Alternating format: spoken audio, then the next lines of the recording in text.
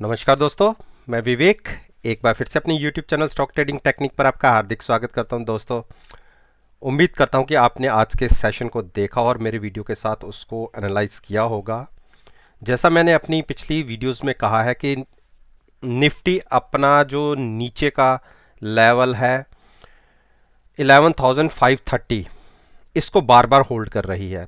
पिछले फ्राइडे के सेशन में भी हम इस यहाँ तक गए और आज के सेशन में भी हमने तकरीबन इसको छुआ और क्लोजिंग दी मिडल में जाके। रेंज बाउंड है ऊपर की तरफ, जब तक 11,750 इसको क्रॉस करके ऊपर की एक क्लोजिंग नहीं देती तब तक हम ज़्यादा बुलिश नहीं होना। और जब बेरिश भी हमने होना है 11,540 को ब्रेक करेगा तो इसके बीच में मैं एक रेंज मान सकता हूं, तकरीबन 200 पॉइंट्स की रेंज है। पिछले 3 दिन से प्राइस इसी रेंज के बीच में है। अब देखने वाली बात है कि रेंज किस तरफ ब्रेक होती है। देखिए, आज बैंक निफ्टी ने तकरीबन लोअर हाई को देखेंगे तो तकरीबन 1100 पॉइंट की एक रैली दिखाई और उसके कंपैरिजन में निफ्टी में कोई बड़ी मूवमेंट नहीं आई। हाँ, ये मान सकते हैं कि हम लोअर साइड से तकरीबन 100 पॉइंट्स ऊपर क्लोज हुए, लेकिन कंपैरिजन अगर देखा जाए बैंक निफ्टी के साथ तो वो कुछ भी मूवमेंट नहीं है।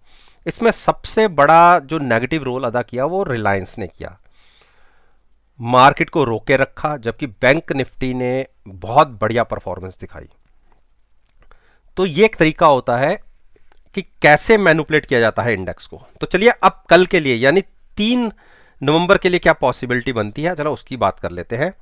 निफ्टी में मैं फ्रेश शॉर्ट बनाऊंगा 11,540 के नीचे और अग्रेसिव बाइंग करूंगा 11,750 के ऊपर, क्लोजिंग के ऊपर।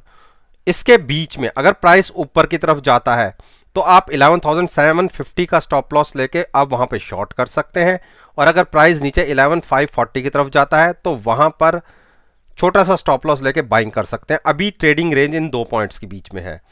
मुझे नहीं लगता कि अभी हम अगले 2-3 दिन तक किसी तरफ की कोई मूव दिखाएंगे। तो अब बात कर लेते हैं बैंक निफ्टी। बैंक निफ्टी में मैंने कहा था कि अगर हमने 24,150 के ऊपर की ट्रेड करना शुरू किया तो एक बड़ी मूव ऊपर की तरफ देखने को मिल सकती है। मेरी पिछली आप 2 वीडियोस को देख लीजिए और वही आज हुआ। आज हमने जैसे ही 24,150 को क्रॉस किया, विद इन 2 to 3 आवर्स के बीच में हमने तकरीबन 25,000 को छू लिया। देखिए, बहुत बढ़िया एक चीज देखने को मिल रही है कि जो पिछला रिसेंटली हाई था, ओपनिंग कह सकते हो, पिछले रिसेंटली हाई की जो ओपनिंग थी आज हमने उस पर क्लोजिंग दिखाई। देखिए, मैं ये पीछे ले जाता हूं थोड़ा सा आपको। 31 अगस्त पर जो हमने ओपन किया था, प्राइस 24,904 पे हमने ओपनिंग की थी, लेकिन क्लोजिंग बहुत वीक हुई थी। उसके बिल्कुल ऑपोजिट हमने वीक क्लोजिंग ओपनिंग की और क्लोजिंग हमारी हायर साइड पर आई। तो सेम प्राइस रहा। अब यहां से कैसी एक मूव देखने को मिल सकती है।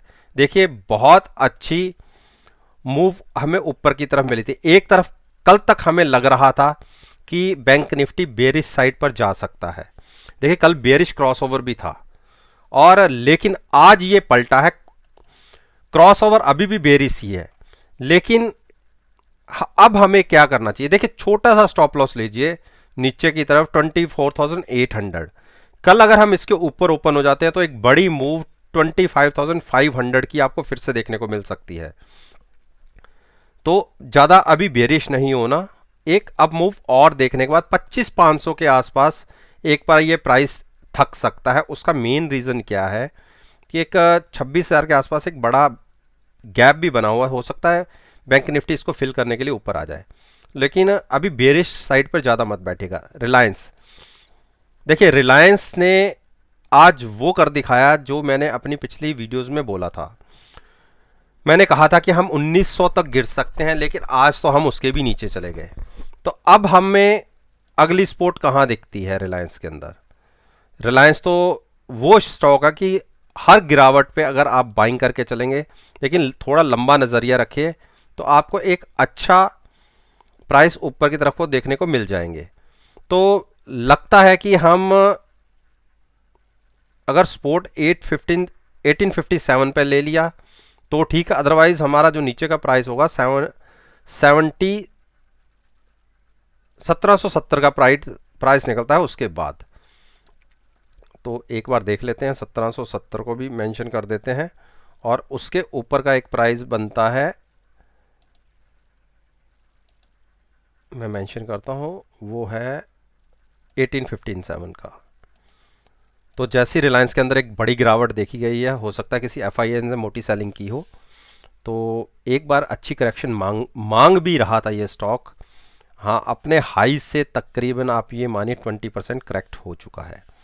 तो स्टेप बाय स्टेप बाइंग बनती है, लेकिन मैं ट्रेडर्स के लिए बता दूं, ट्रेडर्स के लिए हम ओवर सोल्ड जोन के अंदर है। ओवर सोल्ड जोन में फ्रेश सेलिंग अवॉइड करनी चाहिए। लेकिन किसी को अगर बाइंग करनी है, देखिए यहां से जब पलटेगा तो बहुत स्पीड से पलटेगा, छोटा सा स्टॉप लॉस लेके 1855 का स्टॉप लॉस लेके, क्योंकि ओवरसोल्ड हो चुके हैं हम, एक जंप देखा जा सकता है, तो उस जंप को देखते हुए एक बाइंग कर सकते हैं आप। स्टॉप लॉस छोटा सा होगा। जहां एक बहुत अच्छी स्ट्रेटेजी है, आप पुट बाय करके भी लॉट को बाय कर सकते हैं, तो उसमें भी मिनिमम रिस्क और मैक्सिमम रिवॉर्ड के साथ आप पैसा बना सकते हैं। ट्रेंड नेगेटिव है, स्टॉक नेगेटिव है, मैं केवल एक बाउंस के लिए बात कर रहा हूं, वो भी स्टॉप लॉस के साथ या ऑप्शन बाय करके, तब आप लॉट बाय कीजिए, तो मिनिमम रिस्क और मैक्सिमम रिवॉर्ड के साथ अच्छा पुलबैक देखने को मिल सकता है। आज अब बात करते हैं एचडीएफसी बैंक। अच्छा दिग्गज बैंक है और अच्छी क्लोजिंग भी कह सकते हैं। मैंने अपनी पिछली वीडियो में भी बोला था, उसमें तो मैंने, क्योंकि नीचे की क्लोजिंग थी, तो मैंने बोला था कि आप 1210 के स्टॉप लॉस के साथ या 1200 की कॉल के साथ लॉट ले सॉरी पुट के साथ कॉल शॉर्ट कर लॉट शॉर्ट कर सकते हैं। लेकिन आज की जो क्लोजिंग आई है, अच्छी क्लोजिंग आई है, तो इस केस में तो आपको बाइंग बनती है। उस केस में आप 1200 के स्टॉप लॉस के साथ पॉजिटिव साइड पर क्लोजिंग आई है तो आप बाइंग करके चल सकते हैं। और दूसरा तरीका बाइंग का ये होगा कि आप पुट बाय कीजिए और साथ में लॉट बाय कीजिए, तो आपको मिनिमम रिस्क है और मैक्सिमम रिवॉर्ड है। अब हम बात करते हैं इंडस बैंक। इंडस बैंक की क्लोजिंग भी अच्छी आई है, बिल्कुल आप 615 के स्टॉप लॉस के साथ बाइंग करके चल सकते हैं। 644 का टारगेट होगा, जो पिछला रिसेंटली हाई भी था, वहां तक प्राइस जा सकता है। हो सकता है कि इसके ऊपर की क्लोजिंग मिल जाए तो हम 670 की जर्नी शुरू कर दें। अच्छी क्लोजिंग आई है, शॉर्ट की मत सोचिएगा, बाइंग की तरफ ही बैठिए। एचडीएफसी, देखिए एचडीएफसी में मेरी अपनी पोजीशन थी, और पोजीशन मैंने आपको बता रखी थी कि मेरी 2050 की कॉल बाय करके मैंने लॉट सेल किया हुआ था, और कल मैंने कहा था कि मैं और वेट करूंगा, 1890 तक वेट करूंगा। लेकिन मुझे जैसे ही पता लगा कि आज इसके रिजल्ट हैं, तो मैंने अपनी पोजीशन 1930 पर एग्जिट की, और मैंने जो कॉल अपनी बाय की वो 35 रुपीज़ में। तो अगर कल के ही क्लोजिंग से अगर आज की प्राइसेस को कंपेयर करें तो मुझे तकरीबन 50 रुपीज़ का प्रॉफिट हुआ। हाँ, पिछले प्रॉफिट देखा जाए तो उस हिसाब से तो मुझे अच्छा खासा प्रॉफिट रहा, लेकिन आज मैंने मॉर्निंग के अंदर अपनी शॉर्ट पोजीशन से एग्जिट हुआ, और यकीन मानिए कि बहुत अच्छा मेरा ये डिसीजन रहा कि वहाँ से कितना बड़ा इसमें जंप देखने को मिला, क्योंकि मेरा लॉट शॉर्ट साइड पर था, तो मेरा ये सारा का सारा प्रॉफिट धुल जाता। क्लोजिंग अच्छी आई है, तो अब इस प्राइस को कंसोलिडेट होने दीजिएगा, फिर से आपको नीचे के टारगेट्स देखने को मिलेंगे। लेकिन अभी थोड़ा सा साइड पर रहिए, बड़ी मूवमेंट दिखा रहा है स्टॉक, तो पहले इसे स्टेबलाइज होने दीजिए, उसके बाद इसमें अपना ओपिनियन रखेंगे। फिर भी किसी को अगर बाइंग करने की चलनी है, बाइंग करके अगर चलना चाहता है, तो आप स्टॉप लॉस लीजिए 1990 का। उस केस में आप जहां हमने क्लोजिंग दी है, अगर उसके आसपास भी ओपन होता है तो आप बाई करिए। हो सकता है कि हम जो ये गैप हमने फिल बनाया हुआ है, देखिए यहां तक हम जा सकते हैं, वो टारगेट होगा 2140 का। उसके नीचे काफ़ी क्लोजिंग है, अभी 100 पॉइंट की जर्नी बाकी बनती है, तो वेट कर लीजिए कि पहले प्राइस को स्टेबलाइज होगा, उसके बाद ही कोई पोजीशन क्रिएट करिएगा। तो ऊपर की तरफ पॉसिबिलिटी है, अभी भी है, स्टॉप लॉस 40 रुपीज़ नीचे का लीजिए और शॉर्ट की अभी मत सोचिएगा क्योंकि ट्रैप हो सकते हैं। कोटक महिंद्रा बैंक में मैं बेरिश हूँ, लेकिन अभी तक इसने वो मुझे बेनिफिट नहीं दिया जो मैंने आप सबके साथ डिस्कस किया हुआ कि आप इसकी कॉल बाय करके लॉट सेल कर सकते हैं, क्योंकि इतनी बड़ी मूव में 50% की एक डिक्लाइन देखी जा सकती है। मेरा मानना है कि प्राइस 1500 तक एक बार आ सकता है। तो जहाँ पे आज की क्लोजिंग हुई है आप उसी के आसपास का, जैसे 1570 या 80 की कॉल बाय करके आप लॉट सेल कर सकते हैं।